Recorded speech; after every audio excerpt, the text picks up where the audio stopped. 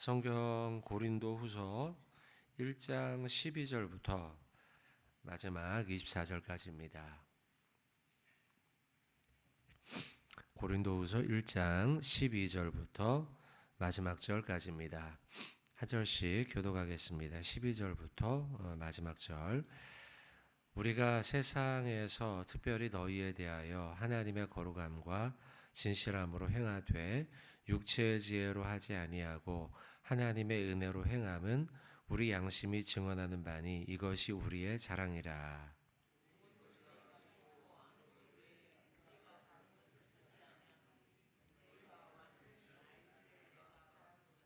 너희가 우리를 부분적으로 알았으나 우리 주 예수의 날에는 너희가 우리의 자랑이 되고 우리가 너희의 자랑이 되는 그것이라.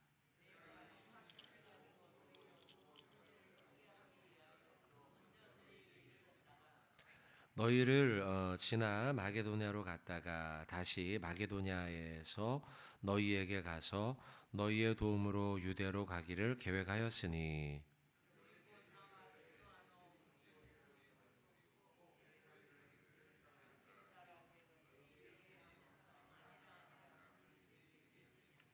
하나님은 미쁘시니라. 우리가 너희에게 한 말은 예하고 아니라 함이 없노라.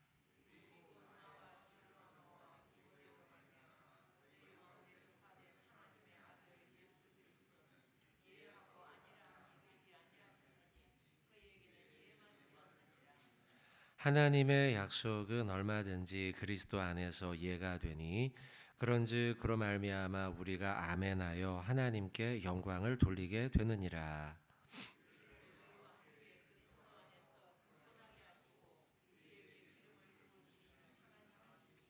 그가 또한 우리에게 인치시고 보증으로 우리 마음에 성령을 주셨느니라.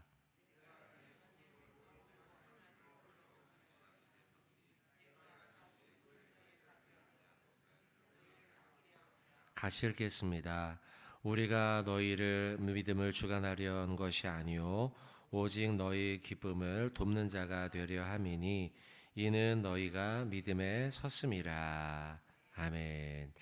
자, 고린도 후서 우리 리딩 지저스 하고 있습니다. 그 가운데 1장 12절부터 24절까지 말씀을 읽었고요. 12절부터 보시면 우리가 세상에서 특별히 너희에 대하여 하나님의 거룩함과 진실함으로 행하되 그들에 대해서 사도 바울이 거룩함과 진실함으로 행한다 이렇게 말씀하고 있습니다. 사람을 대하는 태도를 말하는 것이죠. 거룩함이라고 한 것은 원어상으로는 솔직하다 이런 의미로 약간은 좀 의역이 되었다 볼 수 있어요. 속되게 대하지 않고 거룩하게 되었다라는 것은 솔직하게 있는 그대로 하나님 앞에서의 거룩 그런 의미고요. 진실하다라는 것은 옳다 바르다라는 것이죠. 사실은 고린도 교회는 사도 바울에 대해서 거룩함으로 대하고 진실함으로 대했다 볼 수는 없어요. 교인들이 사도 바울을 대할 때요. 목회자를 대할 때 그들은 물론 목회자였던 사도 바울을 대함에 있어서 거룩과 진실로 대하는 성도들도 있었겠지만 다른 교회에 비하면 이 교회는 사도 바울의 사도성을 의심했던 교회예요. 왜냐하면 우리가 고린도 전서에서 보다시피 나는 게바파요, 나는 아볼로파요 이러면서 사도 바울을 거룩과 진실함으로써 진짜 하나님이 우리에게 보내신 진짜 위임받은 목회자 이렇게 대하지 않았다는 거죠. 그를 대할 때는 상대성을 가지고 우리는 당신보다는 아볼로를 더 믿어요. 우리는 당신보다 게바를 더 믿어요. 이렇게 말하면서 팔을 나누며 그를 거룩함과 진실함으로 대했다. 다른 교회에 비하면 그렇게 보기는 어렵습니다. 그럼에도 불구하고 사도 바울의 사도성을 의심하고 때로는 비난하기도 하고 신뢰하지 못하고 뒤에서 뒷말을 했던 고린도 교인들에 대해서 진실한 마음으로 나는 대하겠다. 나는 당신들을 거룩함으로 대하겠다라고 12절에 선언하고 있어요. 이 말씀을 보면서 우리에게 던지는 메시지는 무엇일까? 성도들이 사람을 대하는 태도가 이와 같아야 한다라는 것이죠. 우리는 세상에서 사람들이 사람을 대하는 태도, 나의 이익을 위해서 때때로 편법으로, 때때로 속임수로, 이중적으로, 약삭빠르게, 계산적으로, 자, 이런 말과 대비되는 말이겠죠. 이렇게 사람을 대하지 말고 우리는 늘 사람을 대함에 있어 거룩함과 진실함으로 대하는 것이 맞다. 자, 여러분 이게 쉽지 않음을 알고 있어요. 저도 목회를 하면서 제가 가지고 있는 여러 원칙 가운데 중요한 원칙 가운데 하나입니다. 사람을 대함에 있어서 한결같이 대하자. 이런 마음을 늘 가지고 목회를 하고 있어요. 근데 목회를 하면서 성도들과 생활을 해보면 그것이 성도들에겐 쉬운 일은 아님을 배우게 돼요. 저는 그냥 어릴 때부터 쭉 특별히 사회생활을 안 하고 신학교에서 공부를 하고 또 교회 안에서 공동체를 배우고 인간관계, 대인관계를 배워왔기 때문에 저는 그렇게 살아가는 게 맞다라고 생각하지만 사회생활을 하시는 분들을 보면 성도들을 보면 그렇지는 않구나, 어렵겠구나 이것이.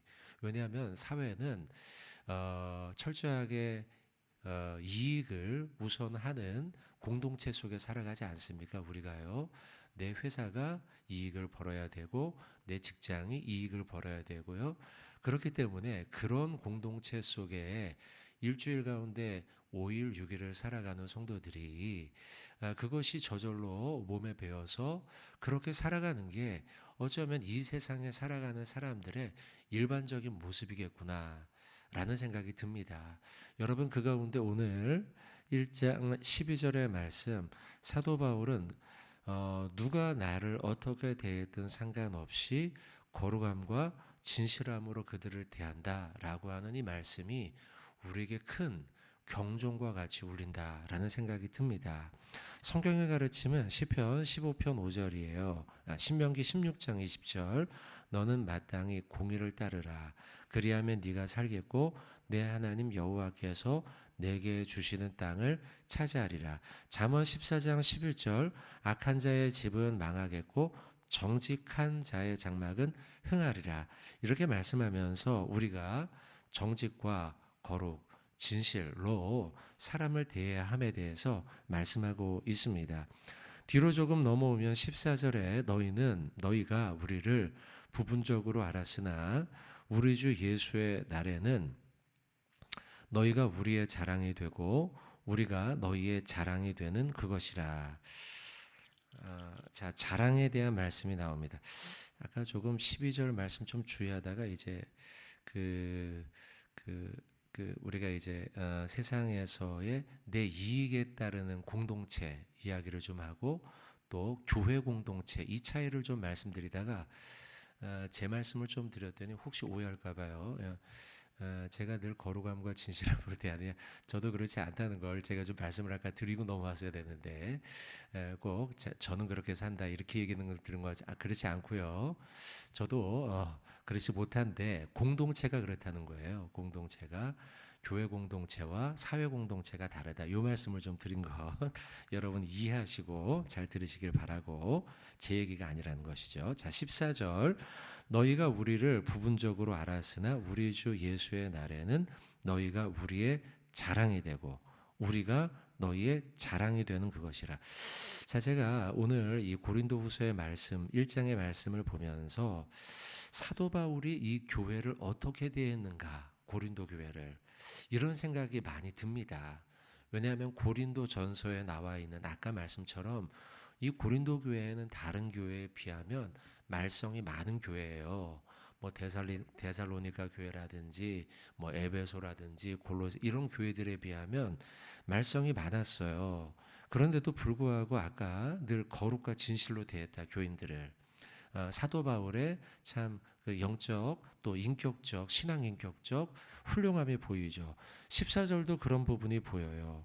너희가 우리는 사도 바울을 중심으로 한 전도 팀들이에요.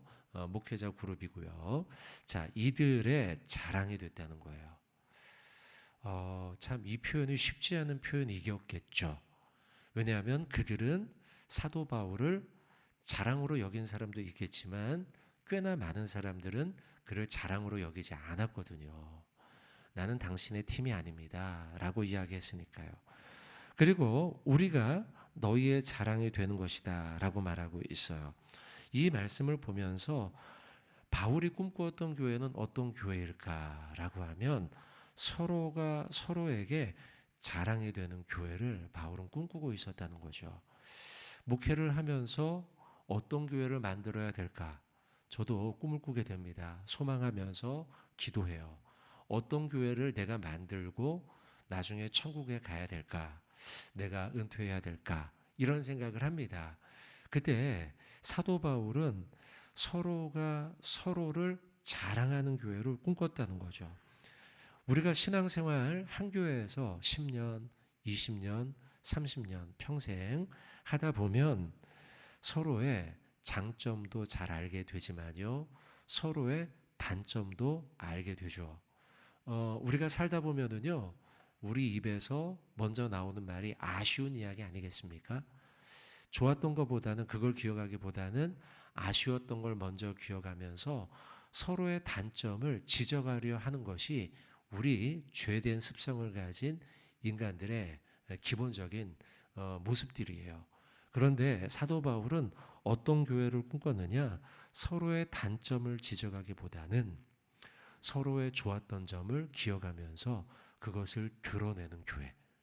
집사님이 집사님을, 장로님이 권사님을, 권사님이 집사님을, 서로가 서로를 보면서 그의 단점보다는 좋았던 점들을 떠올려 보는 거죠. 여러분, 지난 한 해 우리가 2024년도 정용교회 40년이 지나왔던 한 해입니다. 한번 떠올려 보면은 어떤 좋았던 점들이 있습니까? 저도 말씀을 어제 준비하면서 지난 시간을 우리 교회를 떠올려 봤어요. 좋았던 일이 너무 많더라고요. 지난 여름에 있었던 우리 온세대 정교인 수련회도 있었고요. 너무 좋았죠. 그때 막 서로 좋았던 그 시간들, 또 성지순례 갔다 왔던 시간들도 저에겐 참 좋았습니다. 다음에 꼭 같이 가요, 여러분. 그리고 얼마 전에 있었던 임직했던 시간들, 우리 사랑하는 집사님, 권사님, 장로님들이 하나님 앞에서 임직을 받고 세워졌던 그 시간들, 또 같이 주일 예배를 준비하고 시간을 보냈던 매 시간마다가 참 자랑스러운 시간이 아닌가 싶습니다. 여러분, 우리 교회 가운데 어떤 좋았던 것들이 있었는지를 돌아보면서 서로를 자랑을 많이 하는 그런 교회가 되시면 좋겠습니다. 자, 그 다음 말씀 좀 더 보겠습니다. 19절인데요. 우리 곧 나와 실루아노와 디모데로 말미암아 너희 가운데 전파된, 자, 전도의 통로가 되었던 사람들의 이름이 쭉 나오죠. 바울, 실루아노, 디모데. 이들로 말미암아 너희 가운데 전파된 하나님의 아들 예수 그리스도는 예하고 아니라 함이 되지 아니하였으니 그에게는 예만 되었느니라. 이 말씀은 순종에 대한 말씀이에요. 예수님께서 먼저 순종의 모범을 보이셔서 아버지 하나님 앞에서 예라고만, 아멘이라고만 말씀하시고 순종의 삶을 살아가셨다는 것이죠. 실제로 여러분, 예수님께서는 빌립보서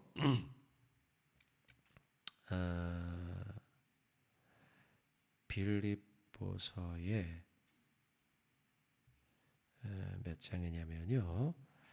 빌립보서 2장 8절의 말씀인데요. 사람의 모양으로 나타나셨음에 자기를 낮추시고 죽기까지 복종하셨으니 곧 십자가에 죽으심이라 라고 말씀하고 있고요. 또한 히브리서 5장 8절 9절 말씀에 그가 아들이시라도 받으신 고난으로 순종함을 배우셨다.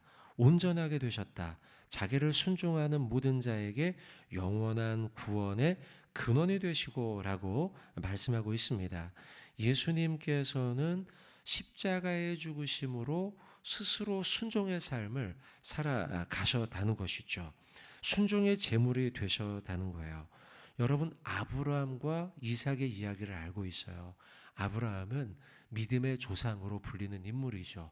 그가 왜 하나님 앞에서 그리고 사람들에게 믿음의 조상이 되었을까라고 한다면 그는 하나님의 명령, 아들을 바치라 라고 하신 하나님의 그 어려웠던 명령에 순종했기 때문이에요.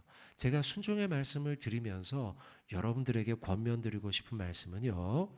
자, 이 시대는 기독교가 순종의 종교가 되기를 원하지 않아요.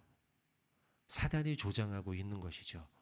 사실 19절에 우리가 오늘 보는 말씀에 예수님께는 예하고 아니라함이 되지 않았다. 이렇게 말씀하죠. 오직 그 예수에게는 예만 있을 뿐이다. 이런 말씀을 하는데요. 여러분, 이 세상에서 기독교는 순종하지 않도록 자꾸만 성도들이 그렇게 되도록 하는데 우리가 생각하기에요. 순종을 좋은 쪽으로만 자꾸 생각을 하는데 사실 어려운 일이에요. 쉬운 일이 아니에요. 왜냐하면 순종은 원래 내가 원하지 않는 것을 하는 게 순종이에요. 내가 하기 쉽고 내가 하고 싶은 일을 하는 것을 순종이라고 하는 게 아니고 그건 뭐예요? 내가 그냥 하고 싶어서 하는 거예요. 그건요. 원래 내가 하고 싶지 않은 일인데 하나님이 명령하는 걸 순종하는 거죠. 그게 순종인 거예요. 아브라함의 예가 그런 거예요. 아브라함은 아들을 바치고 싶었겠습니까? 절대 아니죠. 누가 그래요? 절대 아니죠. 그런데 그 일에 예라고 했다는 거죠. 아니요. 하나님, 이건 절대 안 돼요. 물론 마음속에 고민은 많이 됐겠죠. 그러나 그때 하나님의 뜻임을 믿고 그가 예라고 했다는 것이죠. 여러분, 그것이 예수님이에요. 겟세마네 동산에서 예수님은 십자가에 달리기를 육신의 몸을 입고 왔기에 원하지 않으셨죠. 그러니까 예수님 역시도 본인이 하고 싶은 것만 한 게 아니라는 거죠. 하고 싶지 않았던 일임에도 불구하고 아버지의 뜻이거든 이 잔을 내가 받겠습니다 라고 했다는 것이죠. 자, 여러분 오늘 19절의 말씀을 보면서 그에게는 예만 되었느니라 이 말씀 우리가 마음에 한번 다시 새겨봐야겠습니다. 자, 그 다음 마지막 말씀입니다. 24절이에요. 우리가 너희 믿음을 주관하려는 것이 아니요 오직 너희 기쁨을 돕는 자가 되려 함이니 이는 너희가 믿음에 섰음이라. 자, 너희 믿음을 주관하려 하는 게 아니다. 좌지우지 하려는 게 아니다. 바울은 지금 너희를 돕는 자가 되겠다.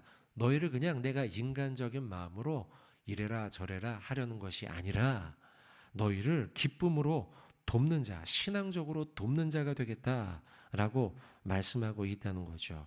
자, 지나친 애정은요, 자칫 상대를 주관하려고 하는 경향이 우리에게 있을 수 있어요. 주의해야 함에 대해서 말씀하는 겁니다. 부모님들의 삐뚤어진 사랑, 다시 말하면 애착, 집착, 이런 것들이 그렇게 만들 수가 있다는 것을 우리는 주의해야 합니다. 내가 상대를 사랑해요. 너무 지나치다 보면 한쪽으로 기울어져서 균형을 잃어버리고 집착하고 애착해서 그래서 상대를 주관하려고 하는 우를 범할 수 있다는 것이죠. 야곱의 엄마가 그렇죠. 야곱과 에서가 있잖아요. 그 둘을 특별히 야곱을 너무 사랑하고 집착, 균형을 잃어버려서요. 거짓말을 하고 결국 가정이 파탄이 나게 되지 않습니까? 야곱은 집을 떠나버리고요. 그런 예가 좋은 예가 될 것이에요. 사람은요. 어떤 사람이 상대에게 돼야 될 것인가? 그저 그를 돕는 자가 되야겠다. 이 정도의 마음이 좋습니다. 내가 상대를 주관하려고 해서는 안 돼요. 그것은 하나님이 하실 수 있는 것이죠. 사람이 사람을 주관하겠다. 내가 그를 마음대로 할 수 있는 게 우리 인간의 존재가 아님을 기억해야 돼요. 내 마음대로 내 자녀를, 내 마음대로 직원을, 내 마음대로 누구를, 내 마음대로 성도를 우리가 할 수 없음을, 그런 능력이 우리에게 없음을 인정하면서 하나님, 저는 그를 돕는 자로 남겠습니다. 라고 우리가 인정해야 되겠다는 거죠. 자, 어제는요, 수능 시험을 이제 마쳤습니다. 우리 자녀들을 돌아보면서, 물론 여러분 가운데는 시험 치는 자녀들이 없는 분들도 계시겠어요. 다 지나갔거나 아직은 아니거나 그럴 수 있겠죠. 그러나 어쨌든 수능이 끝나면서 우리 자녀들에 대해 다시 한번 생각해 보게 됩니다. 자녀에게 있어서 부모는 어떤 자가 되어야 될까? 오늘 24절이 우리에게 좋은 말씀을 주고 있는 것 같아요. 아주 어린 자녀든 다 장성한 자녀든 그들을 우리가 어떤 마음으로 대해야 될까?